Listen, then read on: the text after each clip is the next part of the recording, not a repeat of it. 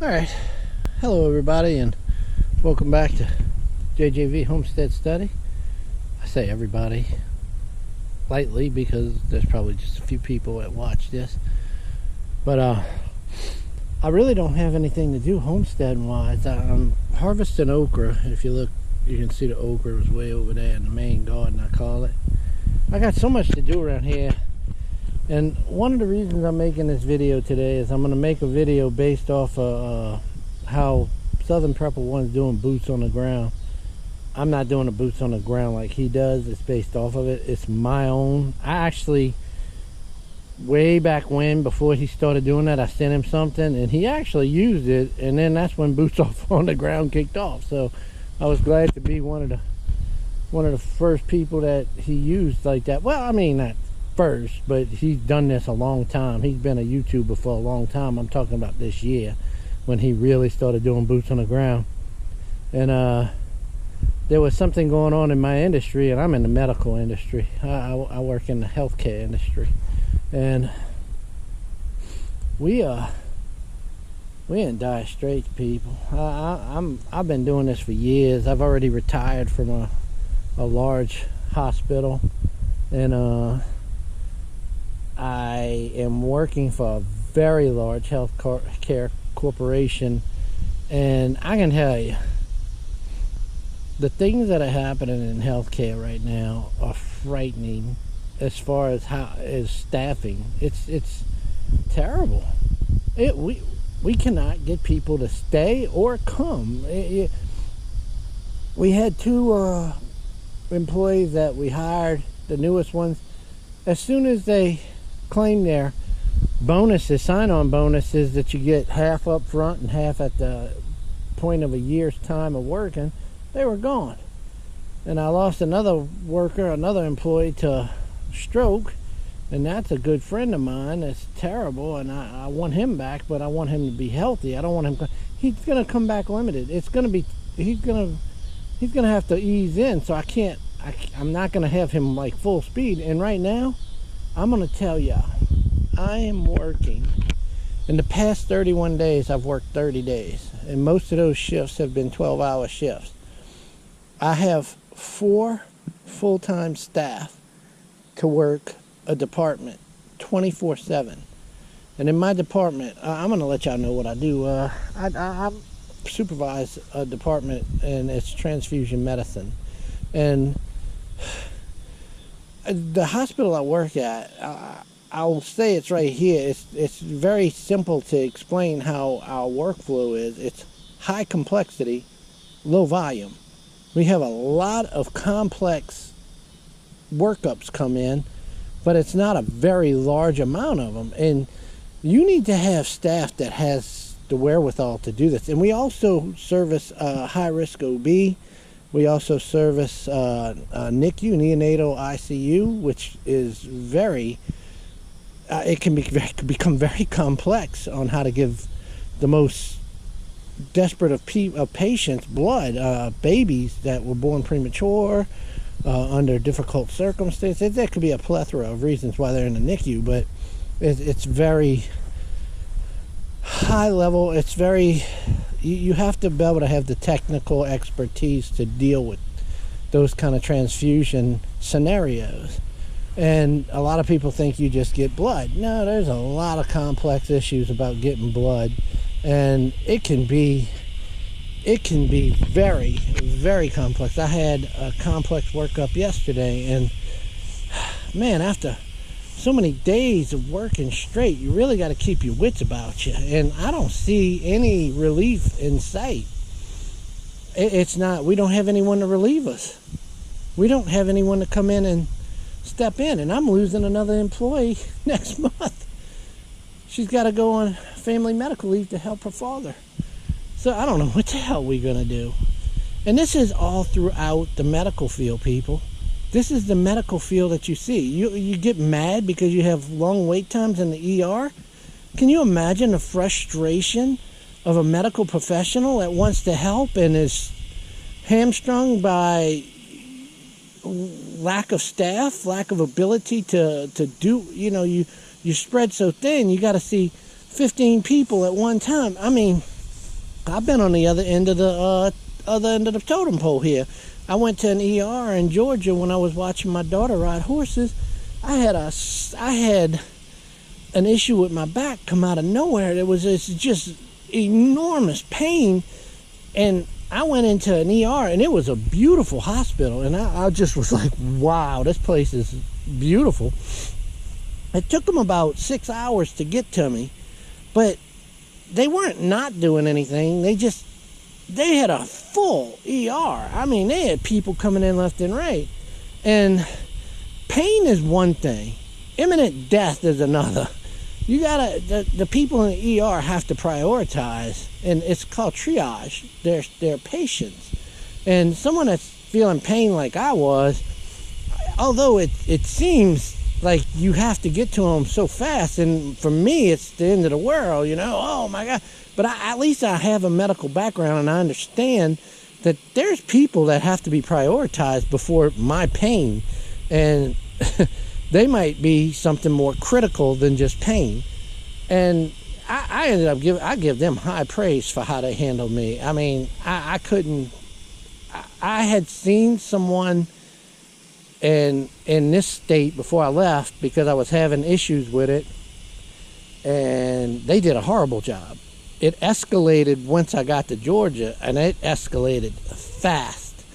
And I saw a doctor over there who handled it like a pro, like a champ. So your health care is going to be different wherever you go, and you're going to have to appreciate that these people who are working in these healthcare facilities are sometimes so pulled in so many different directions, and they are not neglecting your care. We are not neglecting your care, but we're prioritizing what we can do to do it. I swear, our main goal is to do our jobs to the best of our ability. I mean, not all healthcare providers are created equally, but I can tell you almost all of them want to help. So, it's frightening what's going on right now. The recruitment into the field is abysmal at best. We're fighting other facilities to get qualified workers. You're fighting, I guess it's competition, but I mean, we don't really view each other as competition like that. Maybe the administrators do and the executives do, but the healthcare workers, we just want to do our job. And we just want to see our patients. We want to come home at the end of the day and know that we've done something good with our skill set, and we've helped someone, and we made a living for our family at the same time. Because I guarantee, I always tell people, people say, you do it for the patients. Well, look, I do a lot. My work I do for the patients. I do it because doing it for the patients gets me a paycheck to come home and take care of my family. If they quit giving me a paycheck, I'm pretty sure I'm not going to go to work anymore.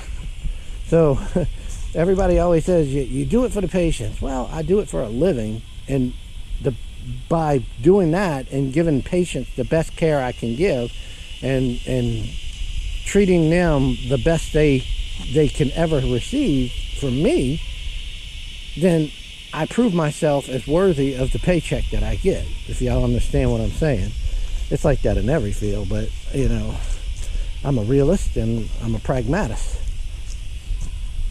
So anyway, what I wanted to just talk to y'all about just real quick is I'm not going to be posting many homestead videos because I do not see me getting back. I mean, bare minimum, I got some of this grass cut when I got home today. This is the first day I got home and it wasn't dark when I got into my driveway. I leave and it's dark. I get home and it's dark. And this is the first day, and however tall this grass is, because the last time I was off was when I cut it. It's sometime over a week, over 7 days, but more like 2 weeks. I don't know. When's the last time I put a video up? I don't know. That's when I was off. But anyway, what happened, that wasn't even when. It was because I film everything and I put them up later at a later time. But I just, I got to do my job. And the way I look at it is I'm going to keep working as much as my body and my mind can keep going. And this will all be here. I have the infrastructure in place. That's what I wanted to do when I was doing this.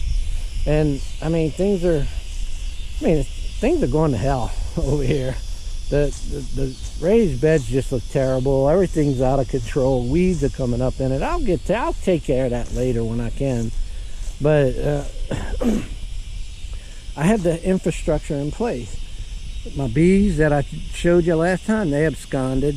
They're gone. Everything's just going downhill over here on the homestead. But I can recover this. I just need to concentrate, do the work that I do in healthcare, and keep that up and try and keep things afloat, because I seriously have concerns about my facility and providing the excellent care that we've always provided to our patients. I want more workers, and we're trying to get them. I mean, the pay scales are fluctuating so much because certain facilities are just really bad, and they're having to offer unbelievable sign-on bonuses, and it's hard for other industry and the corporations to keep up with some of these sign-on bonuses. You put one out there, and then the next thing you know, someone doubles it.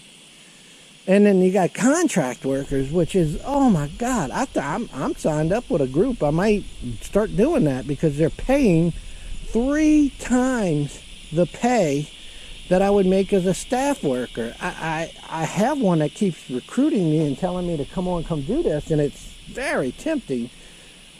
But I've been doing this at this place for well over 15 years at this hospital. And I retired from the other hospital, so you can understand I've been doing this for a long time. I kind of like where I'm at, and I like my job. But, man, some of the money they're putting in front of people's faces is just unbelievable. And see, the problem with contract workers, the problem with doing that, is when they come into a facility, they're a patchwork fix. All they there is to put a warm body in place. They have a skill set, but to learn a system takes years. It takes years to learn a system. And usually when you hire someone, you spend months and months training them, and after a few years, they become very proficient at your system. When you bring someone in from the outside, and you throw them in, and they have a skill set, they're capable, they're not able to navigate the intricacies of your system. And systems deal with an LIS, a laboratory information system, an HIS, a hospital information system. Then they have to deal with the normal day-to-day operations that go on. You have so much that they have to learn. It's not that you just know how to do the testing. You have to learn how to put the testing in properly, to code for it, and to not just code for it, but to enter it into the system so that it's in properly, so that the doctors can read whatever you provided for them in your specialty. And so be it nursing, could be laboratory, could be therapy, occupational therapy, speech therapy, physical therapy, pharmacy. All of these fields are specialized. And these people who come in that have these contract positions, they come in with a skill set, but they don't know the operational sophistications of each facility that you need to know. So the medical field is it's turned upside down right now, people. It's so crazy. I'm glad and I'm proud that I am staying and maintaining my position at my facility as a staff employee. But let me tell you, it's hard for those few staff that are sticking it out, because you're dealing with overwork, and I can promise you, underpay. And they sit there and they tell you, oh, you're paid way above your pay scale. No, not when you're paying a contractor 3 times what I make. I'm not paid above my pay scale. You're paying a contractor to come in to do a subpar job that I do, and they're making 3 times as much. I am not overpaid.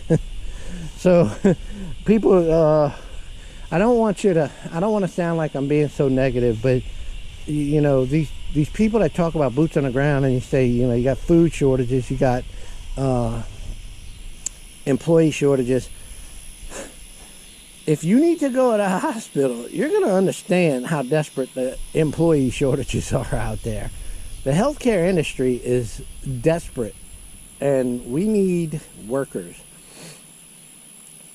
So I just wanted to give y'all a little heads up with, you're not going to see much from me because I got so much. I am not going to be able to. I never thought I'd be back at this place in my life at this age. I mean, I'm not old, but I turned 50 not too long ago, and I worked 12 hours that day. Oh, no. Actually, I worked 8 hours on that day, but I worked that day. And I haven't seen a day off close to, we haven't celebrated it like you would celebrate a 50th birthday. Of course, I don't really care about celebrating birthdays. I was happy I was able to come home, spend the evening with my wife. We had a great time. I think we grilled steaks, yeah. So, I mean, that's all I need in my life, is just being close to my family, knowing that they're safe and cared for by the work I do and the work my wife does. Anyway, I'm going to go ahead and sign off. I'm going to go ahead and check out.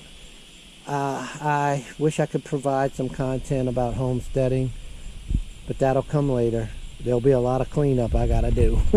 Anyway, y'all take care, and goodbye.